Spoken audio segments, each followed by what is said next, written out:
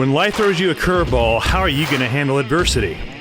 Welcome to the Fearless Mindset Podcast, where you're about to go on a journey as I interview security, business, and entertainment leaders on what it takes to stay fearless. I'm your host, Mark Ledlow, and enjoy today's episode.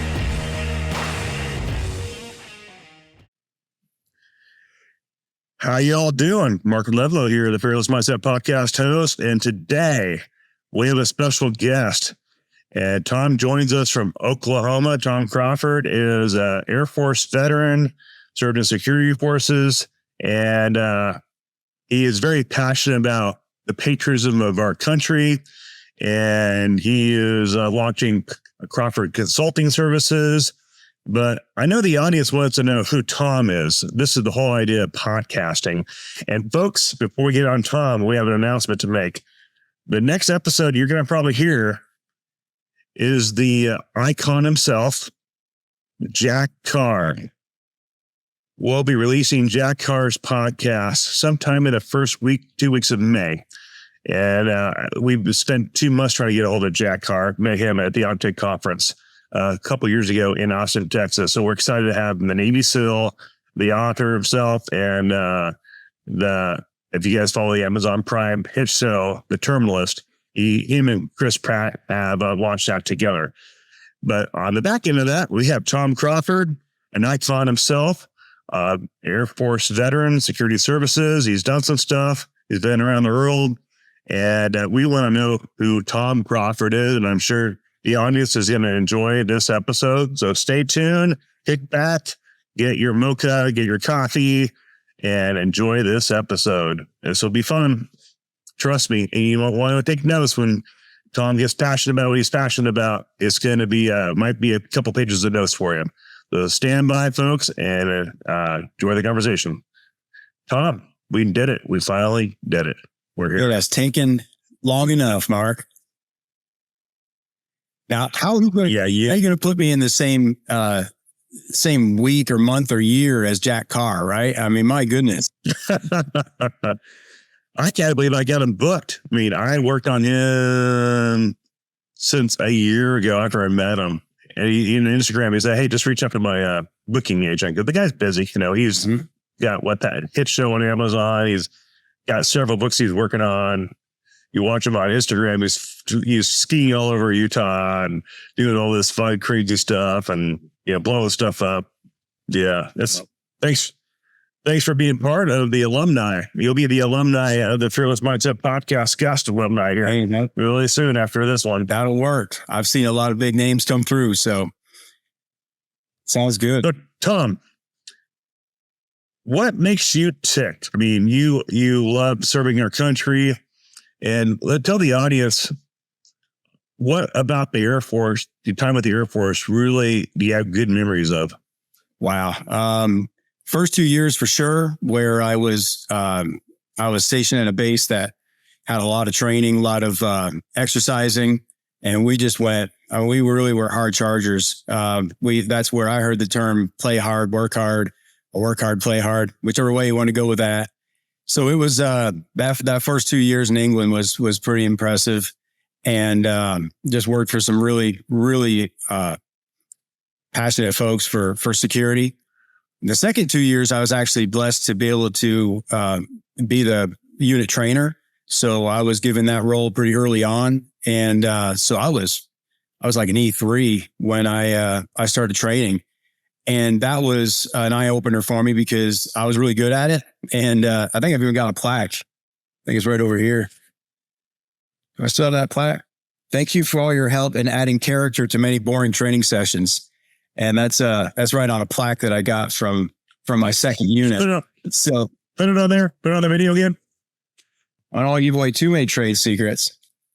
Yeah, let the audience check that out. Look at those. Look at that, guys. From the Air Force. Check that out. Nice. Congratulations on that. Thank you. But that's where my training started from. And I went through a lot of different industries between then and now, and we'll get into that. But that's where it all started, was being told, we need you to be a trainer because you've got again, back then I had the passion for what we were doing. And a lot of again, we'll probably go into this more as well, but what makes a good trainer is the knowledge and the passion to actually deliver. You need to be able to deliver the message. So apparently I did it pretty well and got a plaque to prove it. But that's where it all started. What I loved about the Air Force was the camaraderie and all those things that you just hear from every vet that's ever really kind of longed to have been there and wish they'd done 20, 30 years. Because there's nothing like it. There's nothing like the time together. I was in the security forces. So, we were drawing a weapon every day, whether it was an M16, M60, M203 grenade launcher, whatever it was. We were out there, on the fence line together. So there's something that you don't see ever again. Anything else you do, unless you go law enforcement and or some of the security companies that do it right. Otherwise, you're never going to have that again. That real feeling that the man or woman next to you, you depend on them and they depend on you for your life. I know I'm making that. Who's the most interesting person you came across in security forces? Like name a commander, general, or maybe a vice president or a president or a dignitary that was really interesting, that made an impact in your career in the Air Force. None of the dignitaries that ever came through the base ever made an impact, other than I had to stand in the cold and the rain to make sure that their plane was safe.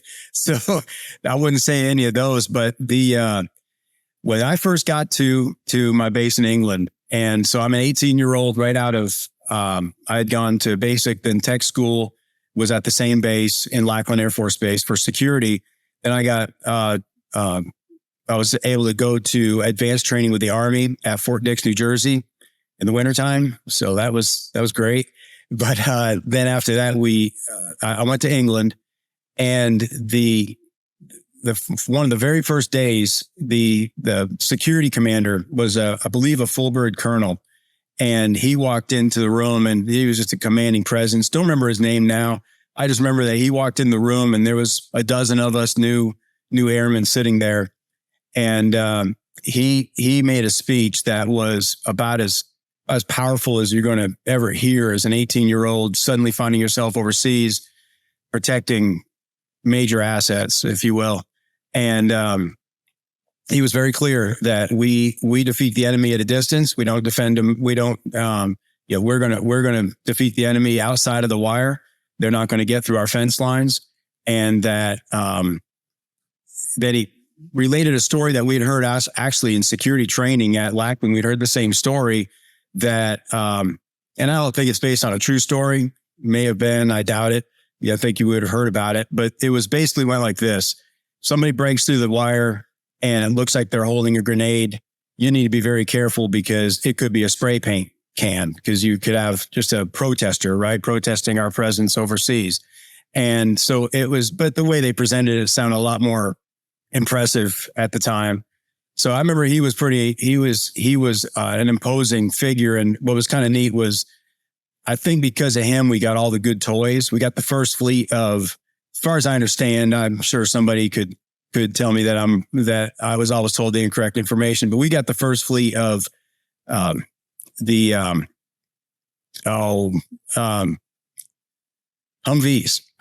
I'm sorry. So the first fleet of Humvees to go overseas actually went to our base. Again, I'm sure somebody could research it and find a little bit more to that, but that's what we were always told. So we had never been, we were trained in these big old armored vehicles. And then we get over there and there's these brand new looking things that I'd never seen before. And they're called Humvees. And so that also date me a little bit as well. It's the Humvees. Yeah. So that was exciting. We got to get all the new toys. We always had really well done exercises with these like blowing things up. We didn't do a lot of blowing things up. We you ever have to shoot anybody or kill anybody? No, nothing like that. You ever train like with the special forces or anything like that? No. But there is a funny story. So we, I don't know how, a lot of this stuff after years, and actually at the time, just kind of being the kind of guy that would just jump on and go, well, let's go. If it's hard charging, let's just do something.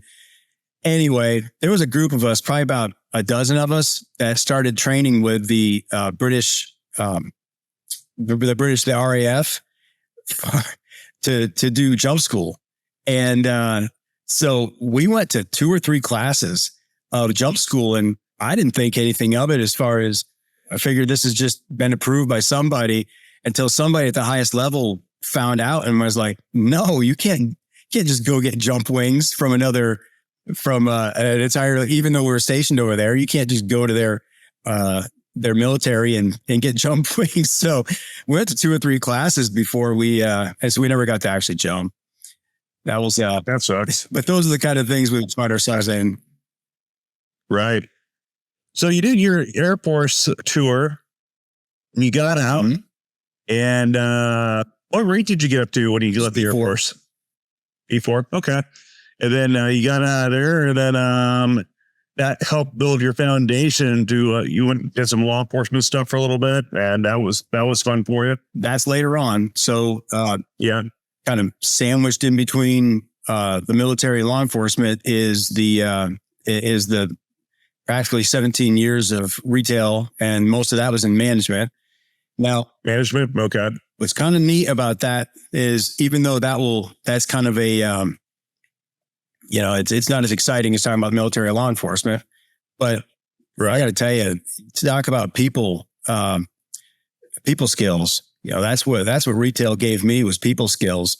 We dealt with angry customers. We dealt with shoplifters, dealt with happy customers, all those things in between. And, you do that many years of dealing with people. And of course I was in management, so I was leading people. I was building teams.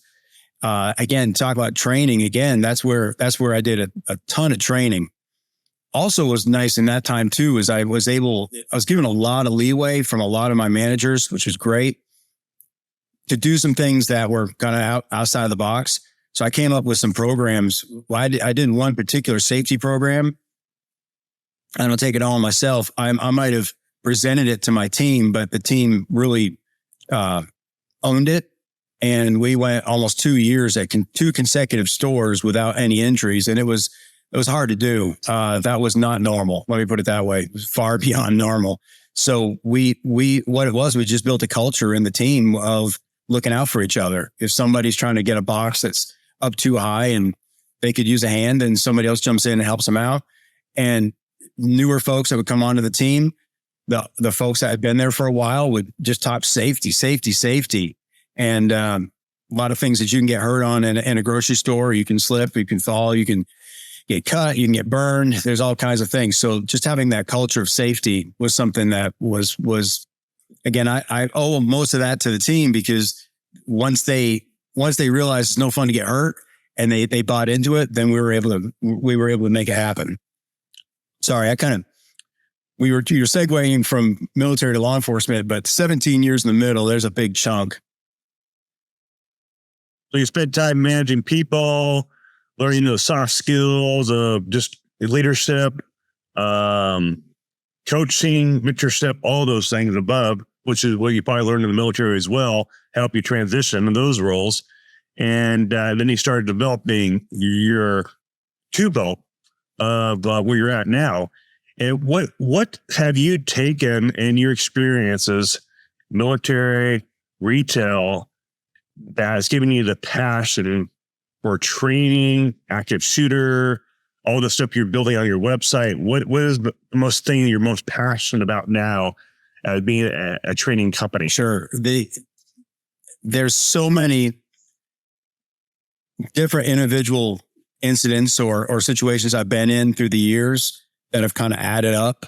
It really just kind of came to a point where I said, I've got all these things that I want to give to other people, right? I'm passionate about people. I'm passionate about their safety. And, so that could be, I could have gone the OSHA route, which I can do. I've had all the training, but I could do that kind of sort of safety.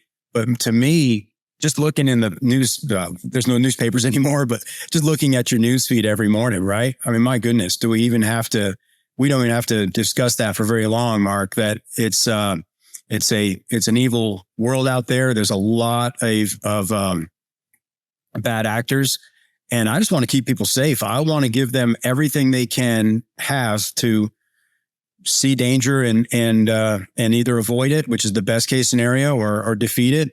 Just be nowhere near the situation when it goes down. So what is your advice to those decision makers in the corporate America entity where they have to check the box for insurance prisons to keep the staff trained? Where do you see the threats coming from? Where are the threats? Are they just cyber? Are they human trafficking issues? Can you give that decision makers some information on where you see the future of training going for those corporate entities that are cutting back their budgets right now? Because everybody's cutting their budgets back. I've heard of CSOs being forced to reduce their budget in half because of budget issues. Why should they spend money with you? Right. Well, no, I don't mind if they spend it with me or somebody else, but get the training. Look, there's plenty of quality trainers out there, so I'm not the only one. But the fact, but you are the one. Against? You are the one. You are the one. That's why you're on the show. Oh, yeah. You are the one. I get that. Well, yeah. Here's the point. You're the one. Where I will. Here's what I know. I'm hearing you, Mark, and I appreciate you pumping me up. But my humility is, you're a veteran. Last time I checked, United States veteran of the Air Force. You are the one. All right. Well, look, I don't know any more than the next guy. I'm still gonna be humble in this, Mark. I'm sorry. Folks, you have not checked his website. He's being very humble right now. But this guy has spent 4 months building his own website without help. The guy's pretty wickedly sharp. Yeah, check. What's your website? Crawford Security Consulting LLC.com. Crawford Security Consulting LLC.com. He has spent hundreds and hundreds of hours. He's got content, video content. And if you're listening to this, I think Tom has become the biggest player in the industry in the U.S. in the next 4 to 5 years. Why do I say that? He's a veteran. That's why I say that. And he researches, and he knows some of the biggest players in the industry. If you haven't heard his name, you will. You are hearing it now. And the reason why we're putting on the podcast is because he has a passion for the country. He has a passion for our service members. He has a passion for the law enforcement officers that have been treated incorrectly by different political issues going across the country. And he just wants to keep people safe. And he's being very modest. And my job as a host is to blow him up out of the water. And he is a big deal. And yeah, there's a lot of other traders out there. But unfortunately, from my vantage point, folks, I see a lot of people getting ripped off. I'm not going to say call out anybody because it's a podcast. It's a public forum that I don't want to get sued. But I see a lot of companies offering services that Tom Crawford offers, and they're selling iced Eskimos. So, and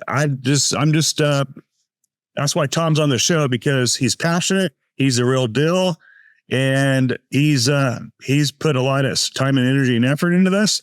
And if you don't know him and you want to find him, where do they find you at, Tom? On LinkedIn? On LinkedIn, again, along with the company name as well, Crawford Security Consulting LLC, and of course the website. But either way, and or you just call me. But here's so let me go to authenticity here, okay, Mark? Because I think that's what you're kind of leaning towards, right? The authentic trainer out there has a couple of things going for him, and I mentioned this earlier. And now this is a good time to kind of show that I've got both. And that is that you've got to have a delivery, right? You've got to be able to get people engaged and get people understanding the subject matter.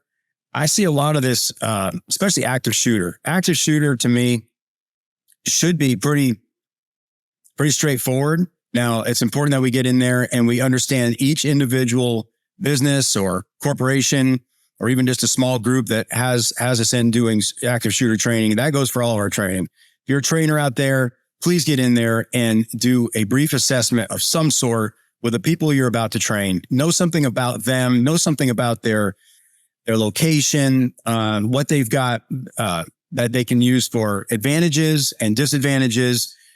weaknesses and strengths, right? Know all these things before you even start talking to them, even if it's a 20-minute phone conversation before you get in there. Just please don't just go in there and regurgitate the same thing that you did for the Fortune 500 a minute ago. And now you're in here talking to say a small church group, and you're going to give them the same exact information, and act like they can do the same exact things. It's not realistic. So can you break that down a little bit? Sure, I'd love to. So, Please do. One of the things that I would, very recently I was doing training. I was doing situational awareness, but still, excuse me, I was doing situational awareness training with a local museum, and they've got concerns. So I needed to know what they were before I even started talking to them. Now, they did situational awareness training as part of as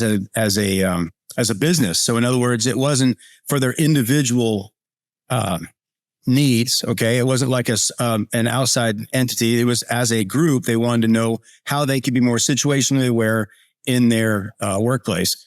And it's important for me to get in there a day ahead of time and just walk the premises, almost like doing a security assessment, even though I'm doing situational awareness training. And they appreciated that. They really did. And just to have the presentation went well, but I also was able to bring things that were very specific to their location and to them, those individuals, during the presentation. So it's really important that you get in there and get to know your client. And so I think, but I want to go back to the authenticity part, Mark, because there's two things to training. And I was just mentioning the delivery, being able to actually train. Just because you have been in an industry and done really well doesn't necessarily mean you know how to train those things. Okay. So, and that goes for anybody. I'm not trying to step on any toes necessarily. Of course you are. You want to. You are good at what you do. You're the best of the best. Yeah. You're a rock star in this thing, and you're going to blow up. Here's something about active shooter training. You have use of force training from the academy, right? Yes. You went through academy. Yes. And so you actually had that. Yes.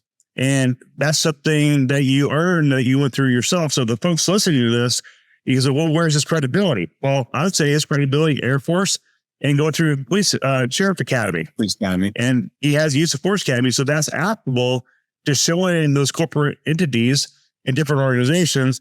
That's what you need to do, because you've been through that training. I want to get to my second point, though, on the, so there's the delivery system, but there's the knowledge as well, right? So that knowledge doesn't necessarily have to come from receiving rounds downrange, right? It doesn't necessarily have to be, for the,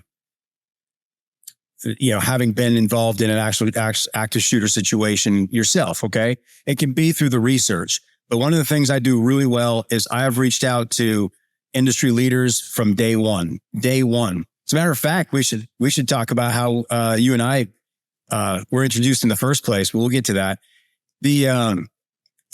That's where I'm getting the rights and the wrongs, the good and the bad, and all the different things that I'm doing, whether it's business related. It's kind of interesting. I've reached out to a lot of industry leaders to find out about what I thought I wanted to learn about, the specifics of, say, immediate responder training or situational awareness. And what I've gotten most of the time is how to start a small business. And it's been great. I mean, everyone that I've talked to, I haven't had one wasted half an hour, 1 hour. And some of the phone calls that were supposed to be 15 minutes went for 2 hours. I'd love to drop some names, but Youssef Badu was absolutely generous with his time, and the man is busy.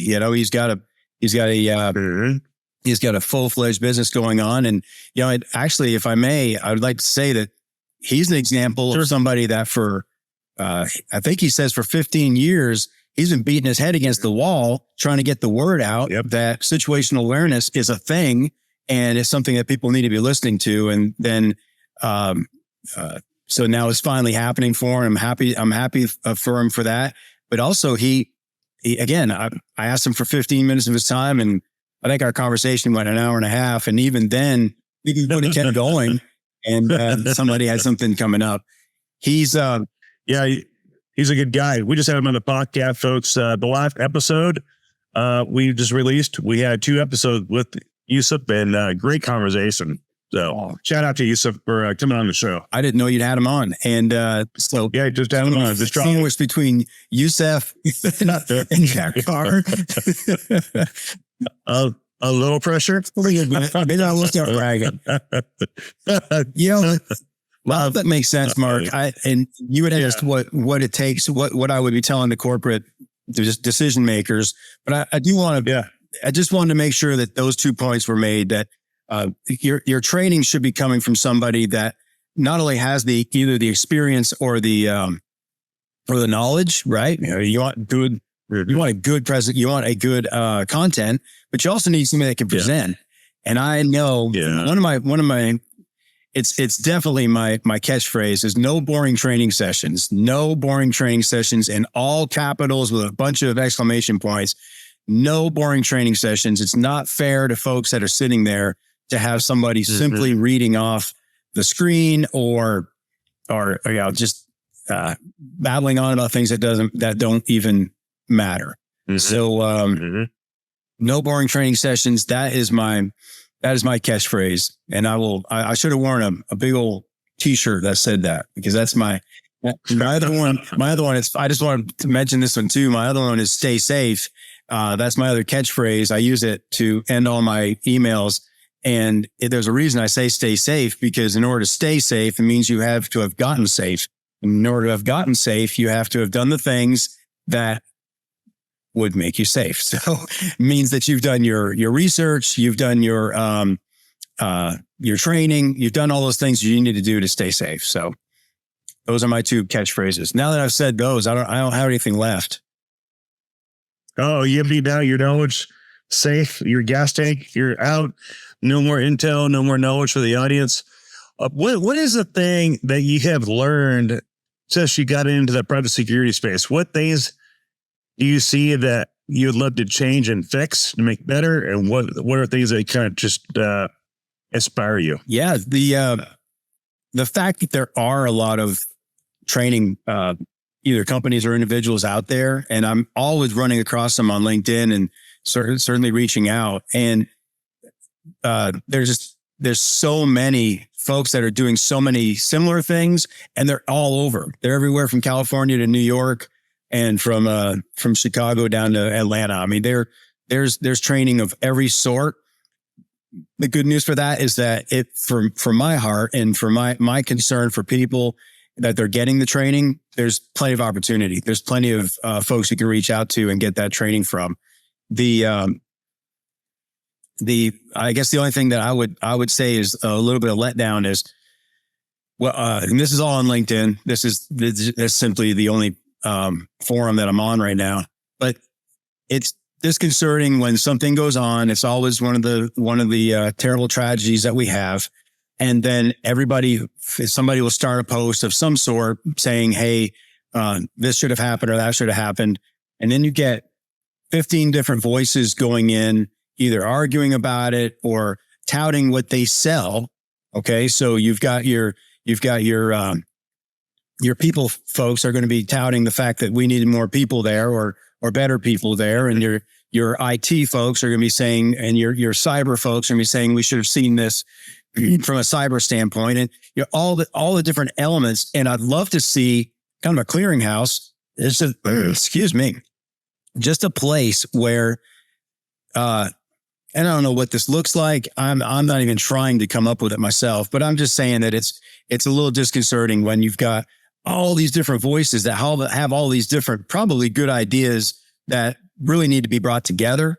And then that way we'll probably see churches and schools and businesses a lot safer, because you'll have folks from every different side of the equation bringing their idea to it. Does that make any sense? I really would like to see more of a continuity, and then typically you don't see that.